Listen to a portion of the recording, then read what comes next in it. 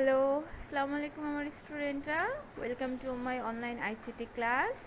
আশা করি আপনারা সবাই ভালো আছেন এবং আমাদের যে কলেজের অনলাইন কার্যক্রম চলছে সেগুলোর সাথে খুব ভালোভাবে আপনারা অ্যাটাচড আছেন।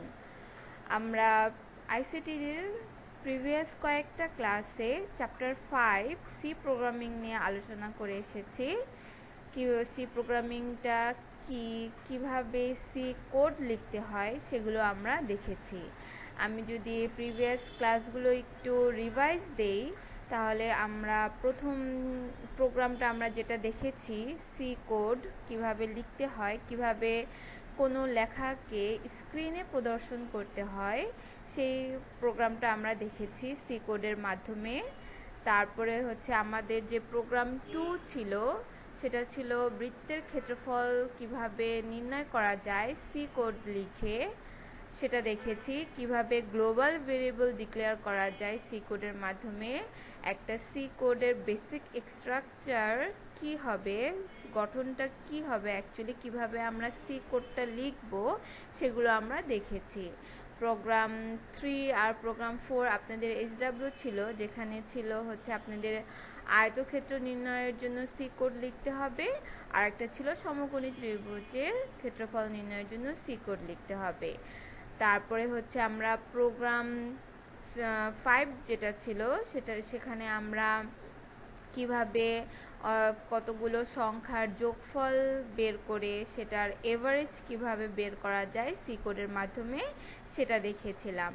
তারপরে হচ্ছে প্রোগ্রাম 6 যেটা ছিল, যেখানে আমরা দেখেছি সেন্টিগ্রেড আর ফারেনহাইটের ভিতরে যে সম্পর্কটা, সেখান থেকে আমরা কিভাবে সেন্টিগ্রেডের টেম্পারেচার বের করতে পারবো অথবা ফারেনহাইটের টেম্পারেচার বের করতে পারবো, সেগুলো সব কিছু আমরা সি কোডে দেখেছি। কিভাবে সি কোড লিখতে হয়, কোড ব্লকস কি, কোড ব্লকস যে একটা সফটওয়্যার, যে সফটওয়্যারটা ডাউনলোড করে আমরা সি কোড লিখতে পারবো। সি কোড লিখে রান করানোর পর যে আমার কালো বক্স যেটাকে আমরা বলবো কম্পাইলার বক্স, সেই কম্পাইলার বক্সে কিভাবে লেখাগুলো প্রদর্শন করতেছে, এই সব কিছুই আমরা প্রিভিয়াস ক্লাসে দেখেছি।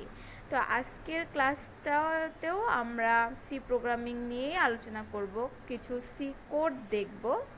ওকে, তাহলে আজকের যে টপিকগুলো নিয়ে আলোচনা হলো, আজকের 3টা টপিক নিয়ে আলোচনা করব। প্রথম টপিকটা হচ্ছে আমার পাওয়ার ফাংশন। পাওয়ার ফাংশনটাকে পিওডাব্লিউ পাও ফাংশনও বলা হয়। এটা নিয়ে আমরা আলোচনা করব কিভাবে সি কোডে এই পাওয়ার ফাংশনটা আমাদের ব্যবহার করতে হবে। পাওয়ার ফাংশনটা অ্যাকচুয়ালি হচ্ছে আমরা যে ছোটোবেলায় অঙ্ক করে এসেছি, যে আমাদের যে সূচকের অঙ্কগুলো ছিল, তাই না, যে x to the power 5, x to the power 10, x square, a to the power 7, এগুলো সব হচ্ছে আমার পাওয়ার। তো ওটাকেই আমাদের সি প্রোগ্রামে পাও ফাংশন বা পাওয়ার ফাংশন হিসেবে ধরা হয়। এরপরে আমরা দেখব হচ্ছে রুট ফাংশন। রুট ফাংশনকে SQRT এভাবে লেখা হয় সি কোডে। ওকে, তো রুট ফাংশন হচ্ছে ওই যে √3, √2, √7 এগুলো দিয়ে যে আমরা ম্যাথ করেছিলাম, সেটাই হচ্ছে আমার সি কোডে SQRT মানে রুট ফাংশন। ঠিক আছে, এরপরে আমরা দেখব এই পাওয়ার ফাংশন আর রুট ফাংশন কিভাবে একসাথে কম্বাইন করে সি কোডে লেখা যায়, সেগুলো আমরা আজকের দেখব, আলোচনা করব কিভাবে সি কোড লেখা হয় সেগুলো আমরা শিখব। ওকে, তাহলে পাওয়ার ফাংশন আর রুট ফাংশন, যেটা এই দুটো ফাংশন নিয়ে কাজ করতে হলে আমাদের সি কোডে কিছু চেঞ্জ করতে হবে, সি কোড লেখার কিছু নির্দেশ ফলো করতে হবে। ঠিক আছে, তো পাওয়ার ফাংশন আর রুট ফাংশনের জন্য আমাদের একটা হেডার ফাইল ব্যবহার করতে হবে। দেখেন, আমি ফার্স্টে যে হেডার ফাইলটা লিখেছি সেটা আমরা চিনি না, #include_stdio.h। এটা হচ্ছে আমাদের কম্পালসারি হেডার ফাইল, যেটা না লিখলে আমাদের কোড রানই করবে না। আমাদের অলওয়েজ সি কোড লেখার সময় ফার্স্টে এই হেডার ফাইলটা লিখতে লিখতেই হবে। হ্যাঁ, এরপরে যখন আমরা পাওয়ার ফাংশন আর রুট ফাংশন নিয়ে কাজ করব, তখন আমাদের আরেকটা হেডার ফাইল ব্যবহার করতে হবে। সেই হেডার ফাইলটার নাম হচ্ছে #include math.h। এই হেডার ফাইলটা যদি আমি ইউজ করি, তখনই আমার পাওয়ার ফাংশন আর sqrt মানে রুট ফাংশনটা আমার কাজ করবে। ঠিক আছে, তাহলে আমরা জানলাম যে আমাদের কম্পালসারি হেডার ফাইল হচ্ছে stdio.h। আর যদি আমরা পাওয়ার ফাংশন আর রুট ফাংশন দিয়ে কাজ করতে চাই, তাহলে আমাদের math.h এই হেডার ফাইলটাও অ্যাড করতে হবে সি কোডে। তারপর আমরা কিভাবে পাওয়ার ফাংশন আর রুট ফাংশনটা নিয়ে কাজ করব, সেটার জন্য এক্সাম্পল আপনাদের আমি দেখিয়েছি এখানে। যে পাওয়ার ফাংশন মানে হচ্ছে POW, পাও ফাংশন। তো ধরেন যদি আমার এক্স স্কোয়ার থাকে, এক্স এর উপরে পাওয়ার হচ্ছে 2, তাহলে এটাকে আমরা কিভাবে লিখব? POW, পাও লিখব, ফার্স্টে এক্স লিখব, এরপরে যে পাওয়ারটা থাকবে সেটা আমরা কমা দিয়ে পরে লিখব। ঠিক আছে, এখন যদি আমার এক্স এর উপরে 5 থাকতো, তাহলে আমরা লিখতাম পাও এক্স কমা 5। ওকে, এরপর যেটা রুট ফাংশন sqrt দিয়ে লিখতে হবে। √3 হিসেবে আমি এখানে লিখেছি, যদি √3 থাকে তাহলে আমাদের লিখতে হবে sqrt, তারপর ব্র্যাকেটের ভিতরে 3। এই 3 এর জায়গায় যে কোনো কিছুই থাকুক না কেন, আমরা এভাবেই ফার্স্টে sqrt লিখ, এরপরে হচ্ছে যেটা থাকবে আমার যে ভ্যালুটা থাকবে, যে ভেরিয়েবল, যে কনস্ট্যান্ট মান থাকবে, ওটাকে আমাদের লিখতে হবে। তাহলে আমরা বুঝে গেলাম কিভাবে আমাকে পাওয়ার ফাংশন আর রুট ফাংশনটা সি কোডে কল করতে হবে। আমাদের হেডার ফাইল ব্যবহার করতে হবে math.h, এরপরে পাওয়ার ফাংশন আর রুট ফাংশনটা আমরা কাজ করতে পারবো। তাহলে আমরা প্রোগ্রাম দেখি, সি কোড দেখি কিভাবে আমাদের এই পাওয়ার ফাংশন আর রুট ফাংশনগুলো সি কোডে লেখা হয়।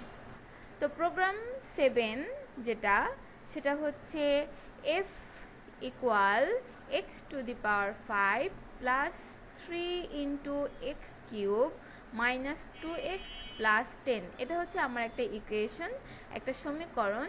এই সমীকরণটাকে আমাকে সি প্রোগ্রামে সলভ করতে হবে, সি প্রোগ্রামের মাধ্যমে লিখতে হবে, যেখানে এক্স এর মানটা আমাকে ইনপুট দিতে হবে। আমাদের তো আননোন ভ্যালু হচ্ছে এক্স, তাই না? আমরা যদি এক্স এর মান জেনে যাই, তাহলেই আমরা এই ইকুয়েশনটা ক্যালকুলেট করে সলভ করে আমরা এফ এর একটা রেজাল্ট পাবো, একটা ভ্যালু পাবো, তাই না? তাহলে এই ফাংশনটাকে কিভাবে সি কোডে লিখতে হয় ওটা একটু আমি আপনাদের এই যে নিচে লিখে দিয়েছি। তো আমাদের যে এফ যেটা, সেটা এফ লিখব equal x to the power 5, এটার জন্য লিখব হচ্ছে পাও এক্স কমা 5 প্লাস 3 ইন্টু এক্স কিউব, এটা হচ্ছে 3 ইন্টু পাও এক্স কমা 3 মাইনাস 2x হচ্ছে 2 ইন্টু এক্স, ইন্টুটা আমরা জানি কি সাইন হিসেবে ব্যবহার করব, স্টার সাইন হিসেবে ব্যবহার করব। আমাদের সি কোডে গুণের পরিবর্তে স্টার সাইন ব্যবহার করা হয়, যেটা কিনা গুণেরই কাজ করে, তাই না? আচ্ছা, এরপরে হচ্ছে প্লাস 10। তো এভাবে আমাদের এই কোশ্চেনের যে ফাংশনটা দেওয়া ছিল, এই ফাংশনটাকে সি কোডে আমরা এভাবে লিখব। ওকে, তাহলে এখন আমরা সম্পূর্ণ সি কোডটা দেখে ফেলি যে আমাদের এই ফাংশনটার জন্য সম্পূর্ণ সি কোডটা অ্যাকচুয়ালি কি হবে। তো সি কোডটা হচ্ছে এভাবে। আমরা জানি ফার্স্টে আমাদের অবশ্যই যে হেডার ফাইলটা লিখতে হবে, কম্পালসারি হেডার ফাইল, সেটা হচ্ছে #include stdio.h। এরপরে আমরা ব্যবহার করব #include math.h, কারণ আমাদের পাওয়ার ফাংশন নিয়ে আমাদের কাজ করতে হবে, তাই আমাদের এই math.h হেডার ফাইলটা দিতে হবে।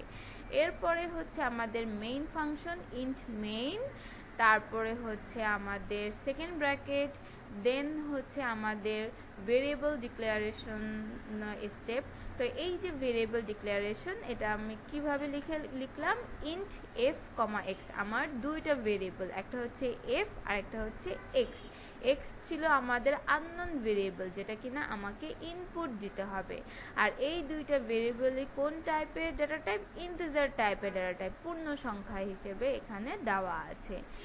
এরপর নেক্সট স্টেপ কি হবে আমাদের, প্রিন্টএফ।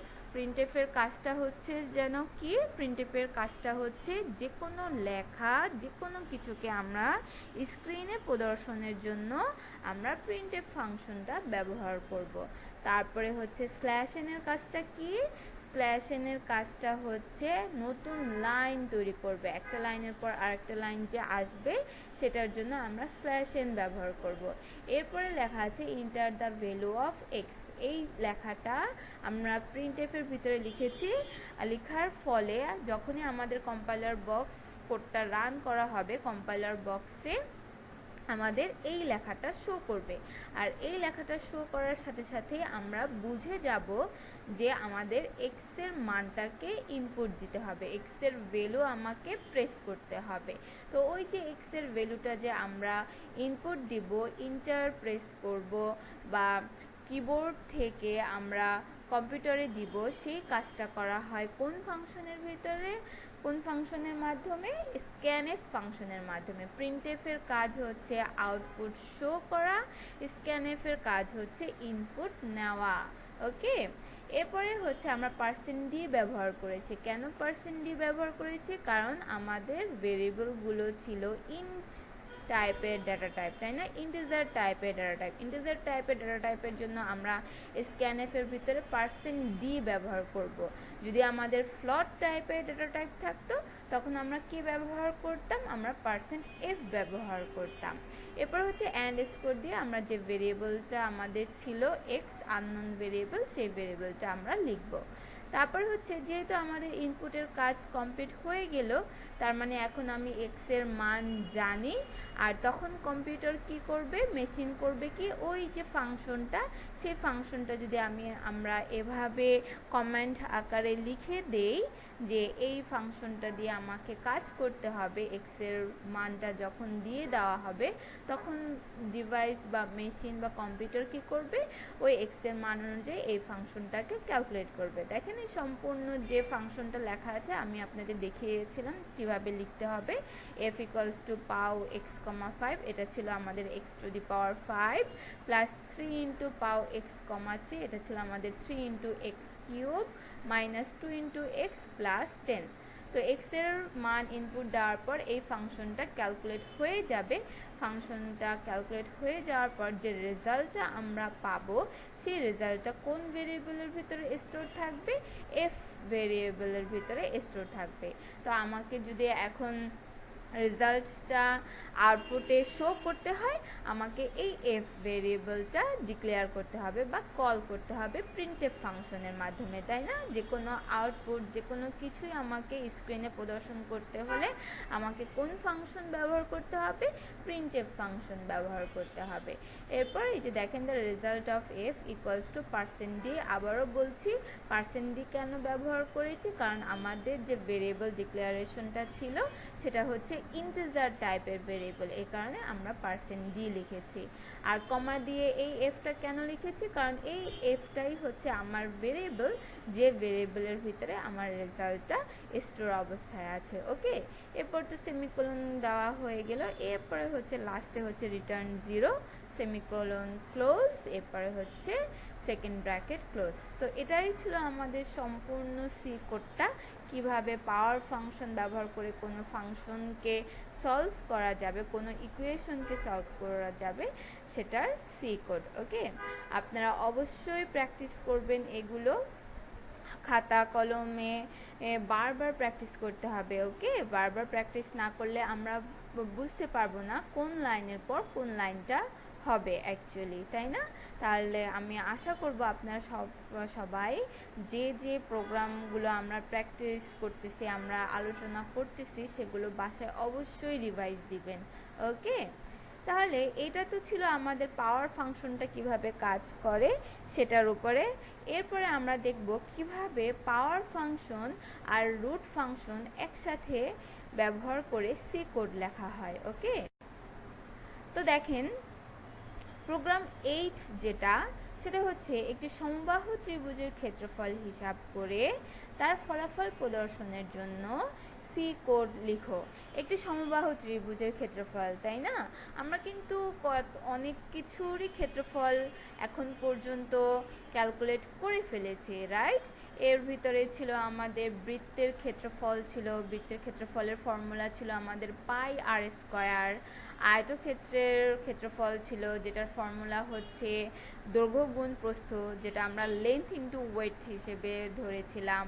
তারপরে হচ্ছে আমাদের সমকোণী ত্রিভুজ ছিল, যেটার ক্ষেত্রফল নির্ণয়ের ফর্মুলা ছিল হাফ ইন্টু ভূমি গুণন উচ্চতা সরি হাফ গুণন ভূমি গুণন উচ্চতা, সেটা ছিল আমাদের সমকোণী ত্রিভুজের ক্ষেত্রফল নির্ণয়ের ফর্মুলা।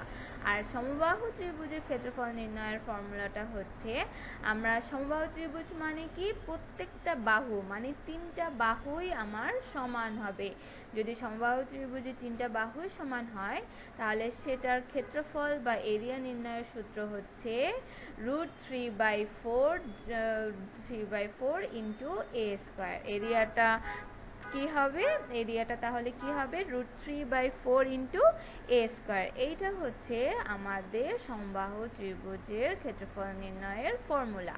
তাহলে এই ফর্মুলাটাকে আমরা সি কোডে কিভাবে প্রেজেন্ট করব, এই যে এভাবে প্রেজেন্ট করব। আমি লিখে দিয়েছি, এরিয়াকে হচ্ছে ক্যাপিটাল এ ধরেছি, ক্যাপিটাল এ ভেরিয়েবল হিসেবে ধরেছি। আমরা এরিয়া বানান করেও লিখতে পারি, যেটাই লিখি না কেন সেটাই কিন্তু আমাদের সি কোডে ডিক্লেয়ার করে দিতে হবে। এরপরে হচ্ছে একটু ভালো করে খেয়াল করে দেখেন, আমাদের কি ছিল, √3/4 এতটুকু অংশটাকে আমরা লিখব এসকিউআরটি দিয়ে, যেহেতু √3 এসকিউআরটি দেওয়ার পর ভিতরে লিখবো আমরা 3, কারণ 3-র উপরে আমাদের রুট ছিল। এরপরে হচ্ছে ডিভাইড দিয়ে আমরা 4 লিখবো। তাহলে এতটুকুর কাজ আমাদের হয়ে গেল, এ কারণে ওইটাকে আমরা ব্র্যাকেটের ভিতরে দিয়ে ফেলেছি। এরপরে হচ্ছে আমাদের গুণ স্টার সাইন, এরপরে হচ্ছে এ স্কয়ারটাকে আমরা কিভাবে লিখলাম, সেটা হচ্ছে পাও দিয়ে a,2। বুঝতে পেরেছি তাহলে যে সম্পূর্ণ যে ফর্মুলাটার যে ইকুয়েশন ছিল, সেই ইকুয়েশনটাকে আমরা সি কোডে এভাবেই লিখতে পারবো। ওকে, তাহলে এখন আমরা সি কোডটা দেখে ফেলি যে এই ইকুয়েশনটার জন্য অথবা সমবাহু ত্রিভুজের ক্ষেত্রফল হিসাব করার জন্য সি কোডটা কি হবে। তাহলে এটা হচ্ছে আমাদের সি কোড। আমরা জানি কি কি লিখতে হবে। ফার্স্টে যে কম্পালসারি হেডার ফাইল stdio.h সেটা লিখতে হবে। এরপর হচ্ছে আমাদের math.h হেডার ফাইলটা লিখতে হবে পাওয়ার ফাংশন আর রুট ফাংশনটা কাজ করানোর জন্য। দেন আমাদের মেইন ফাংশন লিখতে হবে। নেক্সট স্টেপ হচ্ছে আমাদের সেকেন্ড ব্র্যাকেট দিতে হবে। এরপরে নেক্সট স্টেপ হচ্ছে আমাদের ভেরিয়েবল ডিক্লেয়ার করতে হবে। এখানে আমাদের দুইটা ভেরিয়েবল, একটা হচ্ছে এরিয়া আর একটা হচ্ছে ওই যে সমবাহু ত্রিভুজের যে 3টা বাহুর মান সেম, ওটার জন্য আমরা ভেরিয়েবল এ ধরেছি। এ হচ্ছে আমাদের আননোন ভেরিয়েবল। যদি আমরা এর মানটা ইনপুট দিয়ে ফেলি, তাহলেই আমরা এরিয়াটা ক্যালকুলেট করতে পারবো, রাইট? তারপর এখন এই দুটো ভেরিয়েবল আমরা কি হিসেবে ডিক্লেয়ার করেছি, কোন টাইপের ডাটা টাইপ, ফ্লোট টাইপের ডাটা টাইপ। কারণ আমরা জানি আমরা যখন ক্ষেত্রফল ক্যালকুলেট করি তখন সেগুলো পূর্ণ সংখ্যার হয় না, সেগুলো দশমিকেরই বেসিক্যালি হয়ে থাকে। সো এই কারণে আমরা ফ্লোট টাইপের ডাটা টাইপ হিসেবে এগুলো ডিক্লেয়ার করেছি। এরপরে নেক্সট স্টেপটা হবে আমাদের প্রিন্টএফ এর কাজ, যেখানে আমার এই যে কি লেখা, ইন্টার দ্য ভ্যালু অফ এ, এই লেখাটা আমাকে স্ক্রিনে শো করাবে। এই লেখাটা স্ক্রিনে শো করার সাথে সাথে আমরা বুঝে যাব আমাকে এর মান ইনপুট দিতে হবে। যে কাজটা করবে কোন function, scanf function, %f and score A. %f কেন দিয়েছি, কারণ আমার ভেরিয়েবলটা হচ্ছে ফ্লোট টাইপের ডাটা টাইপ, সেই কারণে। এরপরে হচ্ছে কোন স্টেপে আমরা কাজ করব, ক্যালকুলেশন স্টেপে আমরা কাজ করব, কারণ আমাদের ইনপুটের কাজ শেষ। এরপর হচ্ছে আমরা ওই ইকুয়েশনটা ক্যালকুলেট করব, ইকুয়েশনটা সলভ করব। তো যে ইকুয়েশনটা কিভাবে লিখতে হয় আমি যেটা দেখিয়েছি সেম ওভাবেই দেখেন এখানে লেখা আছে SQRT 3/4 ইন্টু পাও a,2। তো এই ইকুয়েশনটা সলভ করা হয়ে গেলে আমরা এরিয়ার রেজাল্ট পেয়ে যাব, যে রেজাল্টটা আমার কোন ভেরিয়েবলের ভিতরে স্টোর অবস্থায় থাকবে, ক্যাপিটাল এ এর ভিতরে স্টোর অবস্থায় থাকবে। এরপরে হচ্ছে আমাকে এখন ওই রেজাল্টটা দেখতে হলে আবার কি করতে হবে, প্রিন্টএফ লিখতে হবে, তাহলেই আমি ওই রেজাল্টটা আউটপুট হিসেবে শো করতে পারবো। দেখেন ভিতরে লেখা আছে area of the equilateral triangle, সমবাহু ত্রিভুজের ইংলিশ টার্ম হচ্ছে ইকুইলেটারাল ট্রায়াঙ্গেল। এরপর হচ্ছে পার্সেন্টেজ দিয়ে 0.2f লেখা হয়েছে। এখানে একটা কোশ্চেন আসবে যে আমি 0.2f লিখেছি, এটার মানে কি। 0.2fটা হচ্ছে আমাদের দশমিকের পর কয় ঘর আসবে। এখানে 0.2f দেওয়া আছে, দ্যাট মিনস আমাদের দশমিকের পর 2 ঘর পর্যন্ত আসবে। সাপোজ ধরেন আমাদের রেজাল্ট আসলো 35.367, হ্যাঁ 3 ঘর, কিন্তু আমার রেজাল্ট দেখাবে 0.2, দ্যাট মিনস শুধু 0.36 পর্যন্তই আমার রেজাল্ট দেখাবে। দশমিকের পর 2 ঘর পর্যন্ত রেজাল্ট দেখাবে, বাকি রেজাল্টগুলো আমাকে দেখাবে না। যদি 0.3f থাকতো তখন দশমিকের পর 3 ঘর পর্যন্ত রেজাল্ট দেখাবে। ওকে, আশা করি বুঝতে পেরেছেন।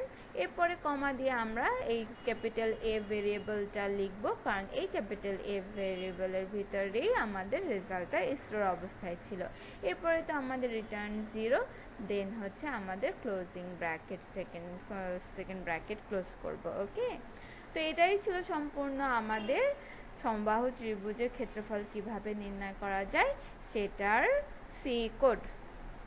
আরেকটা জিনিস এখানে খেয়াল করেন, আমি যে ফ্লট ক্যাপিটাল এ কমা স্মল এ বলতে কিন্তু সেমই বোঝায়, বাট আমি আগেই বলেছি যে আমাদের সি কোডটা হচ্ছে কেস সেন্সিটিভ ভাষা। ওকে, সি কোডে সি প্রোগ্রাম করার সময় প্রত্যেকটা লেটারের জন্য একটা আলাদা আলাদা আস্কি ভ্যালু থাকে।